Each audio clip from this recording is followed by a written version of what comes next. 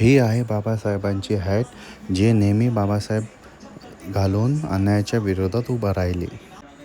हा जो हॅटच्या बाजूला चष्मा ठेवलेला आहे डॉक्टर बाबासाहेब आंबेडकरचा, याने पुस्तके नाही तर संपूर्ण भारताचा भविष्य पाहिला. हे जे टाईपरायटर दिसते बाबासाहेबांनी, ह्याच टाईपरायटरनी बाबासाहेबांनी भारताचा संविधान लिहून काढला आणि प्रत्येक भारतीयाचा हक्क लिहिला.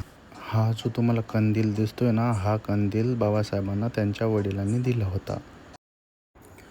ह्या घड्याळाला बाबासाहेबांसाठी कधी वेळ थांबवताच आला नाही. हा आहे बाबासाहेबांचा रेडिओ. ह्या रेडिओवरती फक्त आपल्या लोकांचे दुःखच ओळखले आहेत. आज इथे जो कोणी येतो तो फक्त बाबासाहेबांच्या वस्तूंना नाही तर बाबासाहेबांना भेटतो. कारण वस्तू फक्त वस्तू नसतात, त्या आठवणीच्या स्वरूपात सतत जिवंत असतात. आणि ह्याच बुद्धाच्या मूर्तीसमोर डॉक्टर बाबासाहेब आंबेडकरांनी दीक्षा घेतली होती. आज आम्ही येऊन गेलो होतो नागपूरच्या चिंचोलीला बाबासाहेबांना भेटायला.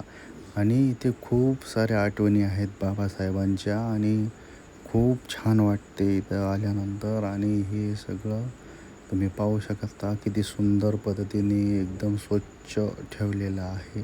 तर मी आलो होतो, तुम्ही कधी येत आहे?